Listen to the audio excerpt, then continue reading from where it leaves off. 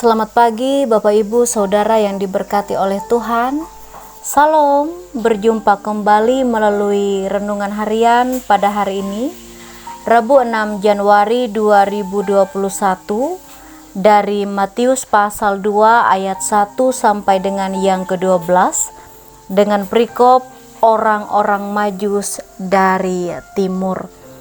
Bapak Ibu Saudara yang dikasihi oleh Tuhan, saat perang salib berlangsung, pasukan Muslim Turki Seljuk di bawah pimpinan Saladin berhasil merebut Yerusalem. Pasukan Saladin berhasil mengusir pasukan salib dari wilayah Yerusalem. Dan kemudian salib-salib dari atas gereja diturunkan. Kemudian beberapa gereja diubah menjadi masjid. Namun ada hal yang unik yang terjadi saat pasukan Saladin mendekati gereja Nativity, yaitu gereja kelahiran Yesus.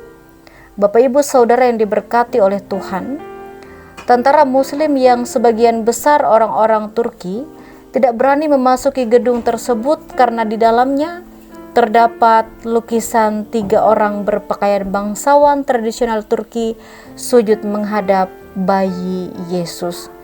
Bapak Ibu Saudara yang diberkati oleh Tuhan, mereka beranggapan bahwa leluhur mereka pernah hadir dalam gedung tersebut, sehingga sangat tidak pantas melakukan hal yang tidak sopan di tempat yang pernah dikunjungi oleh leluhur mereka, apalagi yang dalam lukisan mengenakan pakaian bangsawan.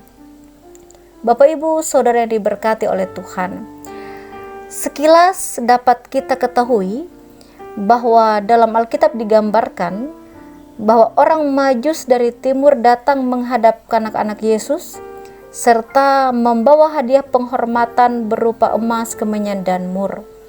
Mereka datang mengikuti rasi bintang timur yang dalam ramalan orang Israel saat berada di pembuangan di Babel. Bapak Ibu Saudara, mereka meyakini di mana akan datang Mesias, Raja Penyelamat. 3 orang Majus harus menempuh perjalanan panjang dari wilayah sekitar negara Turki menuju Yerusalem, Palestina untuk menemui anak tersebut. Bapak Ibu Saudara yang diberkati oleh Tuhan Yesus Kristus, ada petunjuk yang diberikan Tuhan kepada orang-orang Majus sehingga atas keyakinan tersebut mereka berangkat. Walaupun kedatangan Mesias sendiri bukan berasal dari iman agama mereka, tetapi mereka yakin bahwa ada kekuatan ilahi yang membimbing mereka.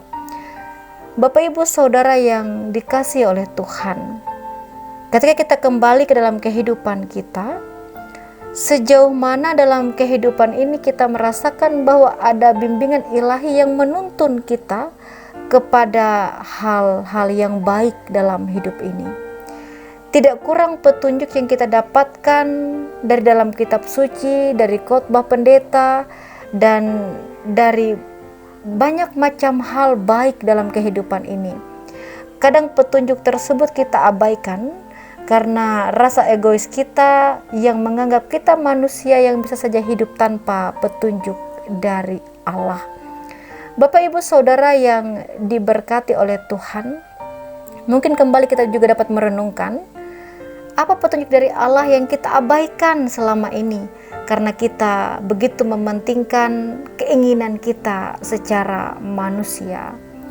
Bapak Ibu Saudara yang diberkati oleh Tuhan, Allah dalam Yesus Kristus memberikan Roh Kudus dalam diri kita sebagai pembimbing bagi kita. Tetapi ada saatnya kita mengabaikan hal tersebut. Kadang manusia menjadi sosok yang sombong, yang menilai orang hanya dengan seberapa banyak harta orang lain. Kadang kita memberikan hormat kepada orang lain karena jabatan tertentu. Kadang kita menempatkan orang karena status sosial orang tersebut. Dunia kadang juga membutakan kita karena arus harta dan kesombongan dunia. Kita tidak peduli kepada nasib orang lain, kecuali kemudian mau tahu urusan pribadi orang lain.